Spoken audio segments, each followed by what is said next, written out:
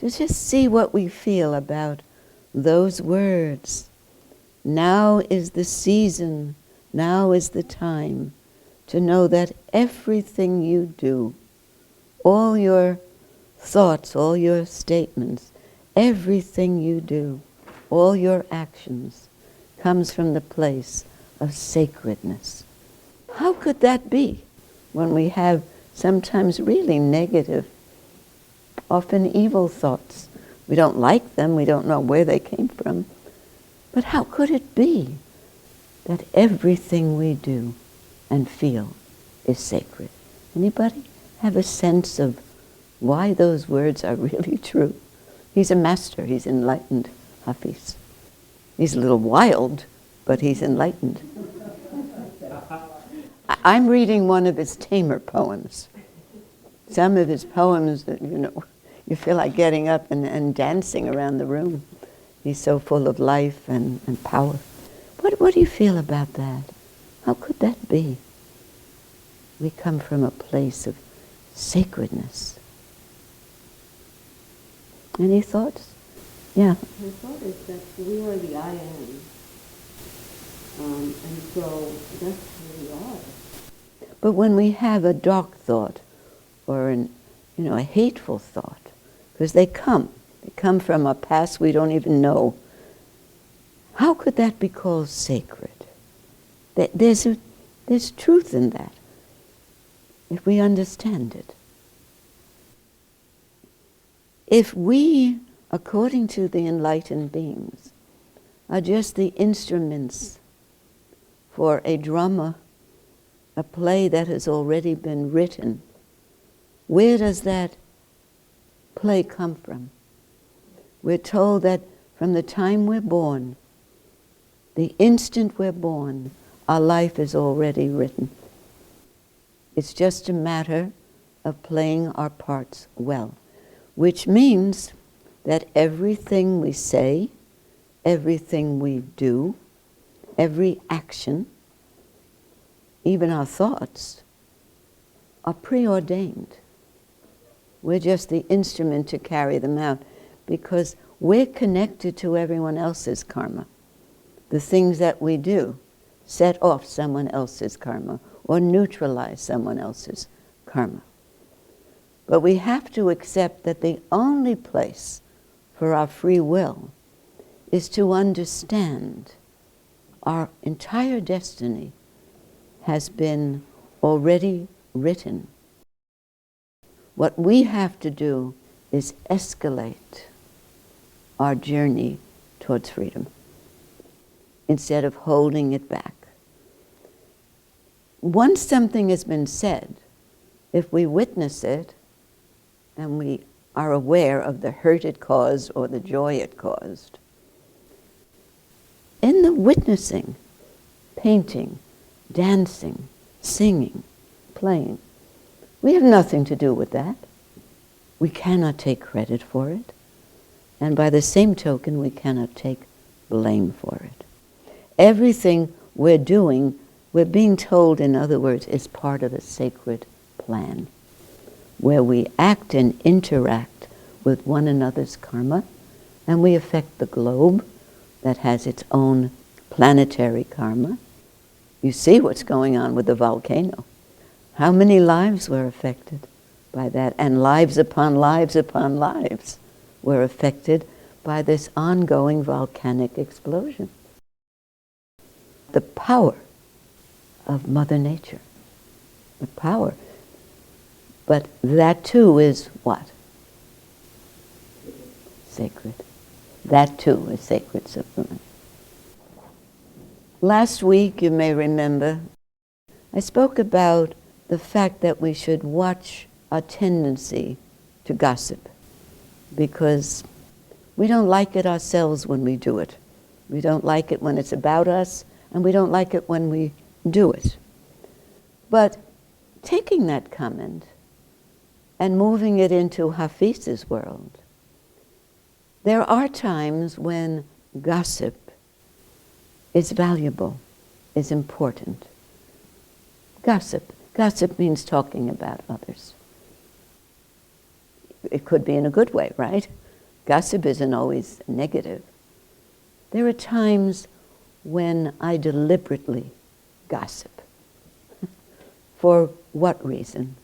What would be a good reason? To say, how is so-and-so? Is she still acting out, or whatever, about someone you know? Why would it be all right in my capacity to inquire?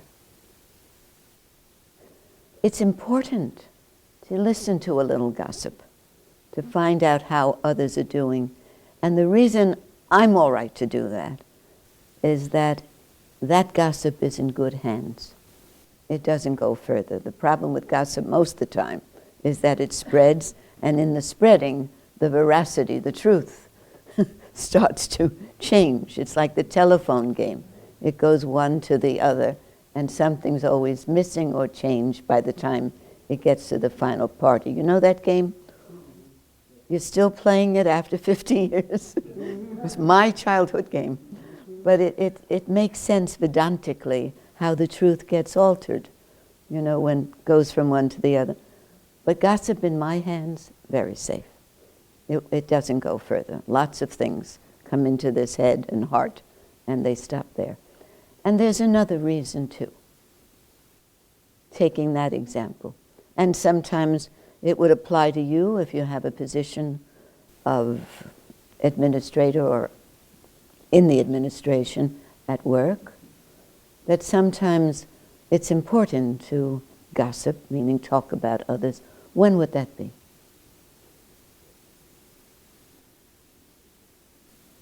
You know, sometimes you feel you have to tell somebody what you heard just by chance. Protection. You hear that someone is dangerously in despair, and although he will say, don't you tell anyone, you know, to protect that person and sometimes to protect others around that person, it's important. So if you're gossiping just for the sake of gossiping, try to stop that. It's not a good thing. But if it's your responsibility to know things, then it's all right. But you have to know.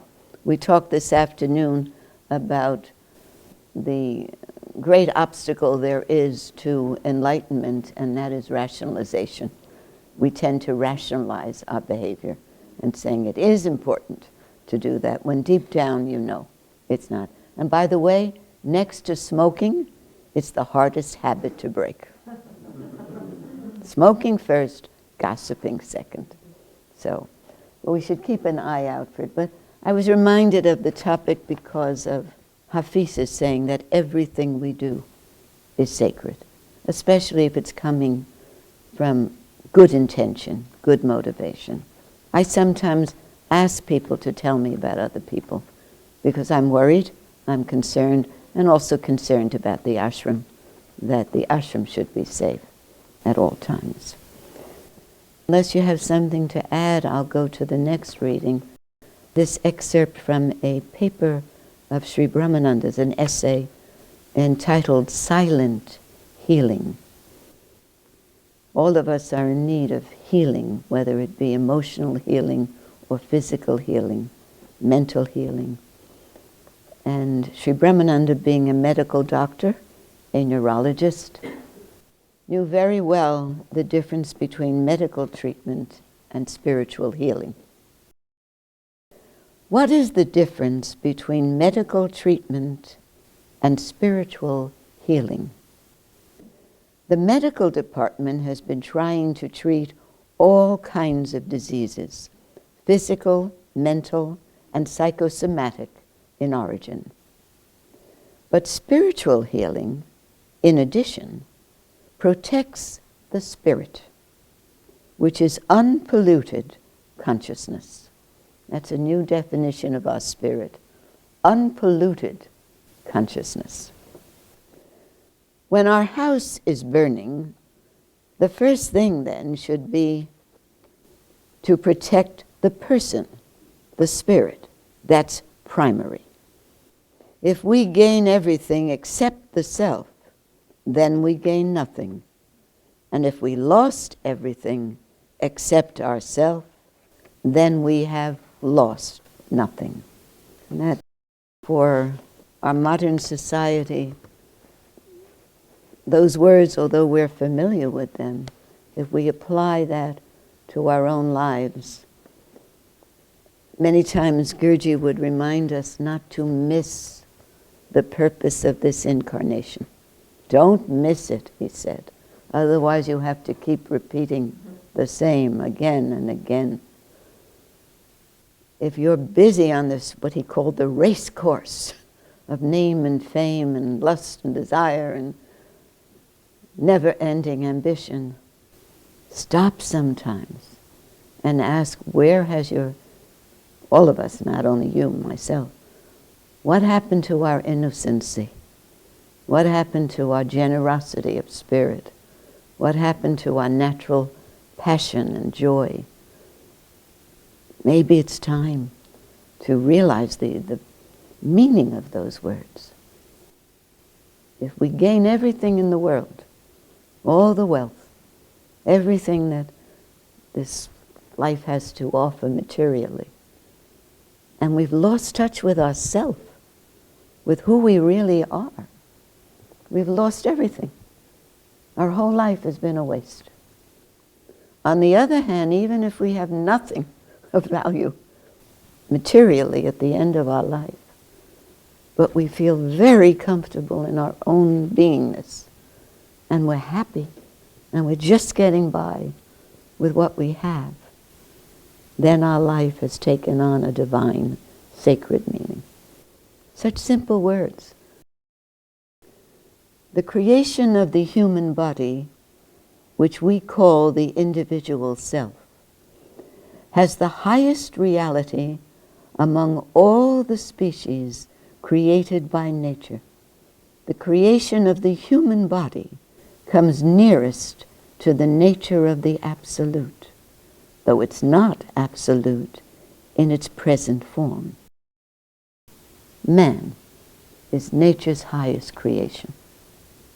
Should we waste it by living a life of only sensuality?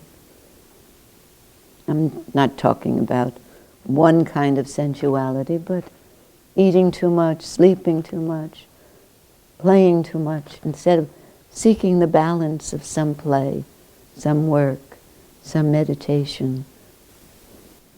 Listen to this statement. The whole world is the process of the finite striving to become infinite.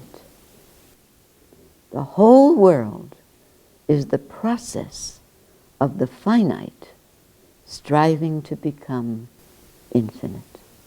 It's in meditation we catch the fragrance of the unknown, of a vast, infinite world we've only tapped into a little bit. And we want more, because we're hungry for that. We're thirsting for that as finite beings.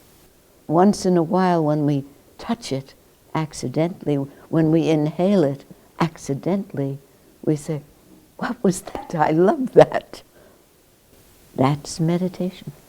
Meditation being our natural state, the state that exists between two thoughts. It's the state of effortless awareness. If you have to work, make an effort to meditate, the result will not be meditation, because you're bringing the ego in. The ego is the effort maker, and the ego is the blockage to our natural freedom. So ego has to just say, oh, all right, I'll give it 10 minutes. I'll step aside.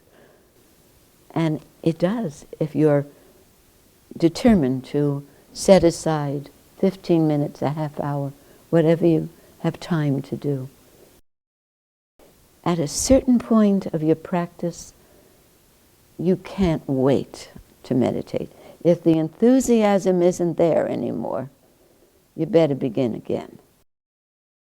And we move to meditation when we need a break from the world, when the world is oppressing us, when the world is pulling us down, so that we become more and more finite. This tension, the movement from the finite striving to become infinite, this tension is found in the individual self, the mind. The mind is the meeting point of the whole universe. This is why so many of us could not even think of leaving him. After 10 years, 20 years, 30 years, now it's 47 years. Not when he talks like this. This is our language. And this is not from any book. This is from his own direct experience. He says, the mind is the meeting point of the whole universe, the past, the present, and the future.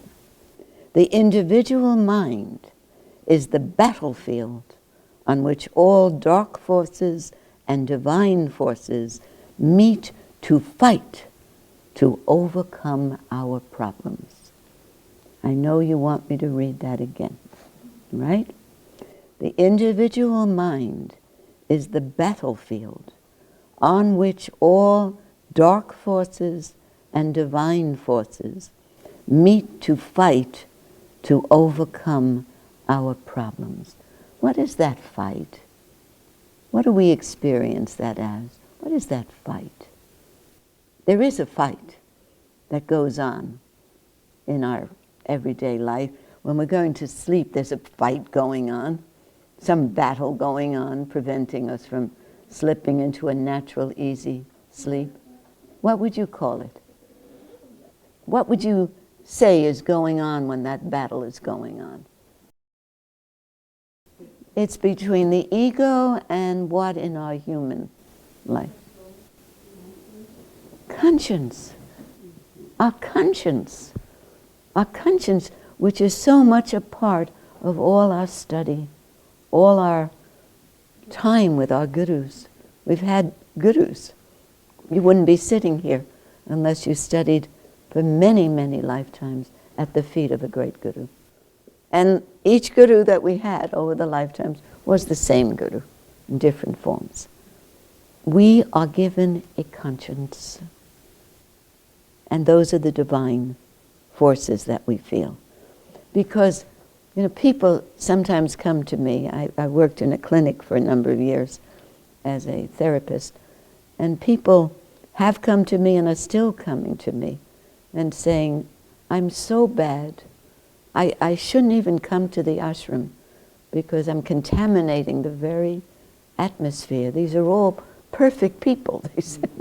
It's only myself, they tell me, that's, has all these terrible things in the form of guilt consciousness. And I always say the same thing. If you were bad, you wouldn't feel guilty about it. It's because you're good, innately, that you're feeling you shouldn't even be in the same atmosphere. Because you're feeling that, you probably belong more than anyone in this atmosphere. Guilt is a sign of goodness. It's not a bad sign. It's not a sign that we've done so many bad things. It's a sign that our few bad things feel like a lifetime of bad things. Not at all. It's just that we feel such hurt for the other person, the other person's pain. I'll finish with this, Gurji's reminder of these words from the Isha Upanishad.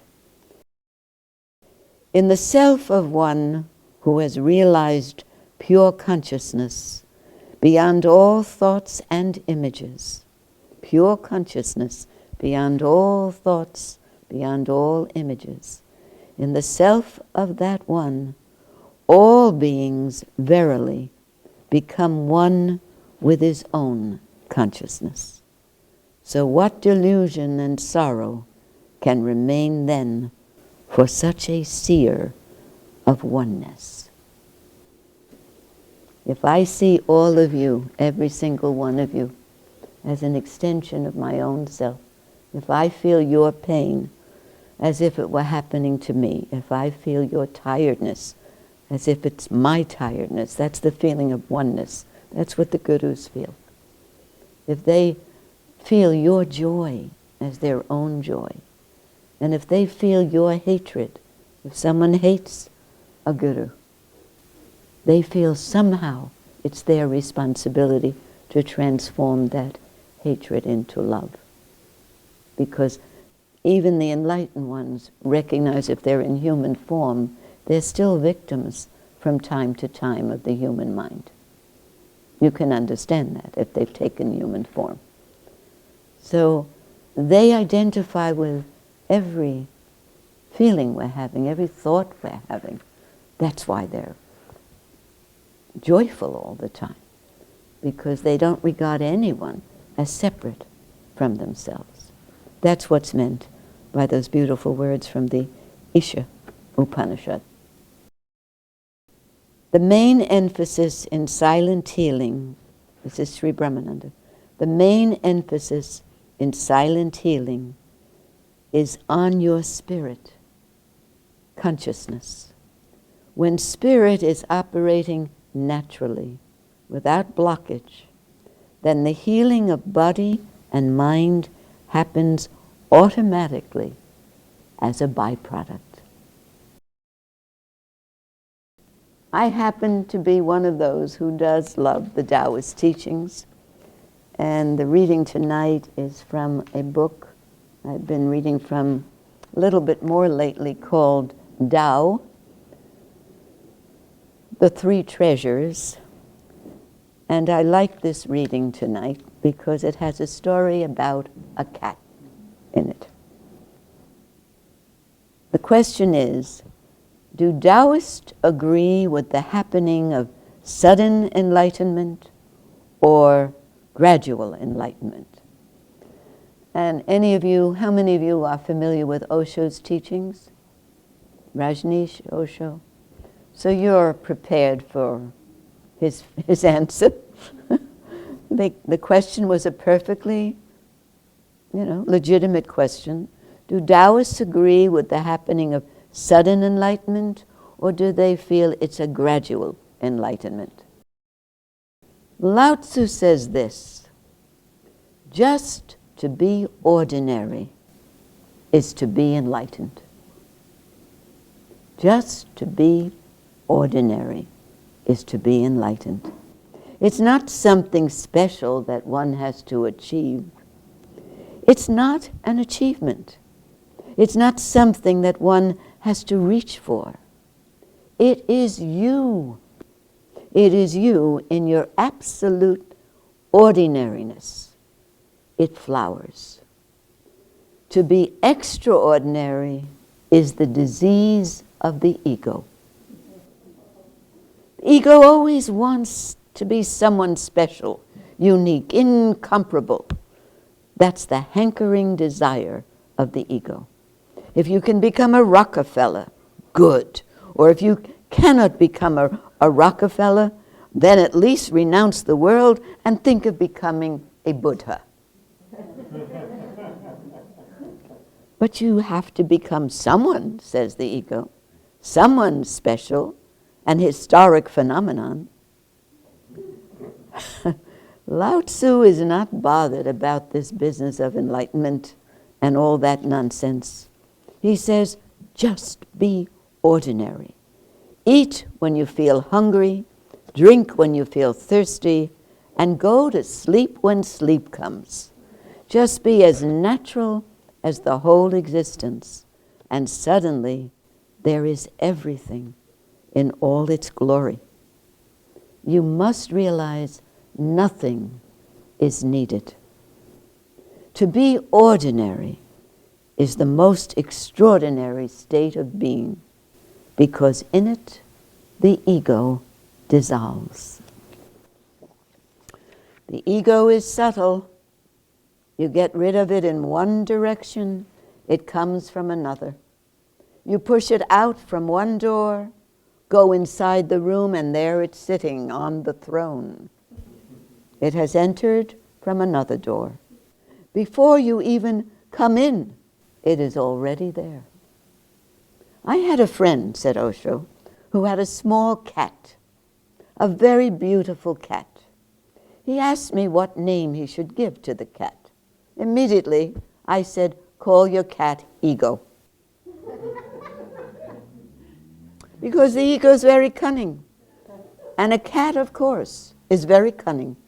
There's nothing like a cat for cunningness. And so he named his cat Ego. But by and by, he got fed up. He was a lonely man, a bachelor with no wife, no children. And the fact is, he liked being alone. But that cat was a continuous disturbance. She could destroy a whole chair seat or his clothes because she was continuously on the hunt for mice. So she was really a lot of trouble for him. And for a bachelor who had never cared for anybody, she was like a wife. He knew he had to get rid of her. So he asked me what to do. This Ego cat had become a trouble. So I told him, Ego's always a trouble. That's why I named him Ego. Why don't you go and throw him out? The man said, I can't do that. She knows all the ways of the town. She'll just come back. So I told him, you go deep into the forest. So he went to the forest and walked as far as he could, deep, deep into the forest, so that the cat could not possibly find the way home. He went in and got lost himself. There was only one thing to do. He let the cat go, followed her, and came back home. That was the only way. There was nobody else to ask. The cat came back as certain as an arrow, not even hesitating for a single moment. He knew. So I told the man, you see, your cat has the quality of Ego perfectly. You can't throw it out easily. Wherever you go to throw it, when you come home, it's already there. Or sometimes you yourself get lost, and then you'll have to follow your Ego because only it knows the way. The Ego is very wise. It's wise in its cunningness. Lao Tzu does not give the Ego any foothold, any ground to stand on. So he doesn't even talk about enlightenment. If you meet Lao Tzu, never ask him, do you believe in sudden enlightenment or in gradual enlightenment? It's the wrong question. He won't even answer you. He may laugh at you. What foolishness. There's no need for any enlightenment.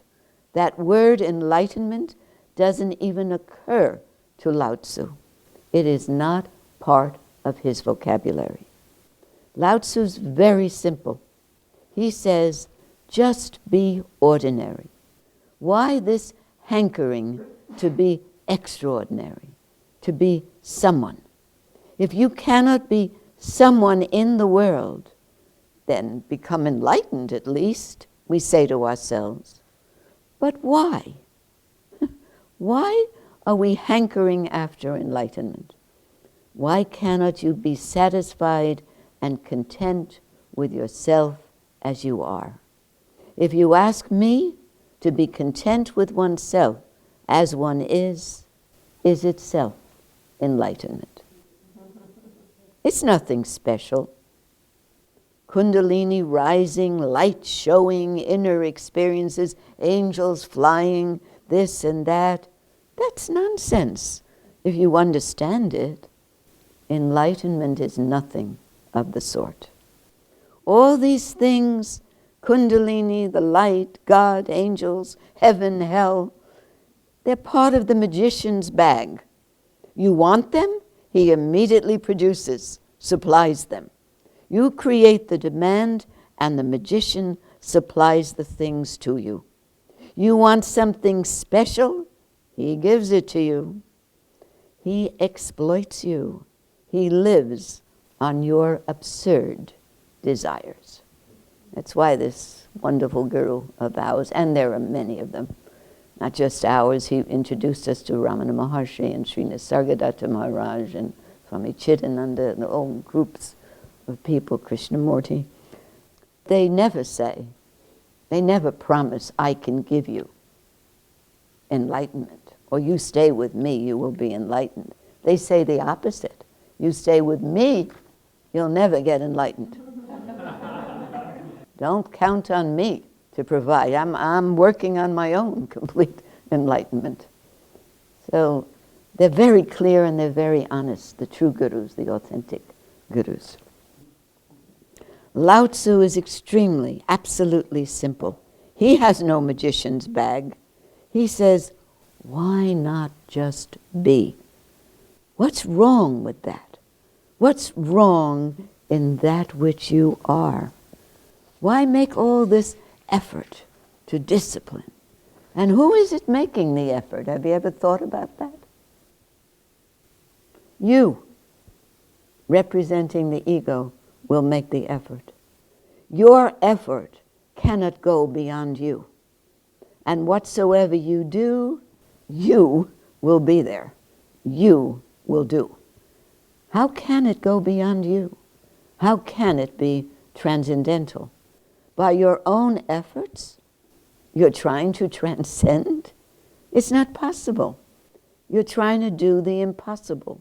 You can go on jumping for thousands of lives and nothing will be attained. Accept yourself. That's the only reality there is. That's the only possibility there is. Accept yourself as you are, and suddenly everything is transformed. Acceptance is the word for Lao Tzu. Not enlightenment, total acceptance. Whatsoever the case is, nothing else is possible. This is how things are. This is how you have happened into this vast universe. This vast universe wanted you to be like this. Now you just have to accept. There are only two choices available. Either you reject yourself or you accept yourself. If you reject, then there are again two possibilities open. You reject in a worldly way or you reject in an otherworldly way. If you reject yourself in a worldly way, it means that you'd like to be more beautiful than you are. You'd like to be stronger than you are. You'd like to be richer than you are. You'd like to be in a bigger house than you have. This is to reject in a worldly way. If you reject yourself in an otherworldly way, the religious way, it means you'd like to attain samadhi, enlightenment, nirvana. You'd like to become a Buddha. You'd like to possess God. You would like to live in infinite bliss. That's how you reject in a religious way. These are both rejections, and both are wrong. For Lao Tzu, both are equally absurd. Your marketplace is a marketplace. I mean, your material life is your material life. Your temple is also part of it. Worldly desires are worldly desires. Your other worldly desires are also desires and worldly. In fact, there cannot be any other worldly desire. Desire itself means this world. I'd like to tell you a quick anecdote, and I'll finish with that. It happened in a Sufi's life. A great mystic living silently by himself one day was suddenly awakened by a messenger from God. The messenger said, "Your prayers have been accepted. Now the Supreme Being, the Creator, very happy with you. You can ask, and whatsoever you desire will be fulfilled. Just ask. Immediately, it will be fulfilled." The mystic was a little puzzled, and he said, "You came a little late. When I needed things, when I had many desires, you never came. Now I have no desires. I have accepted myself. I'm totally at ease. I'm at home with myself. I don't even bother whether God exists or not. I don't pray. I pray sometimes because it feels good. But I've stopped thinking about why I'm praying or to whom. My prayer is not addressed to anybody anymore. I simply pray as I breathe. It's so beautiful. Whether God exists or not, that's not relevant to me. Oh, you came a little late. I have no desire. But the angel said, this will be an offense. When he says, God, you can ask, you have to ask. The man was puzzled. He shrugged his shoulders and said, what to ask? What are you talking about? Can you suggest anything? Because I've accepted everything and I'm so fulfilled. At the most, you go and tell God, I'm very grateful. Give my thanks to him. Everything is as it should be. Nothing's lacking. Everything's perfect. I'm happy, blissful. I don't know anything about the next moment. This moment is all. I am fulfilled. You go and give my thanks. The angel just stood there. You have to ask for something as formality. Be a little understanding. Then the man said, well, if you insist, then ask God to keep me as I am, desireless. Give me only that one thing, to be desireless.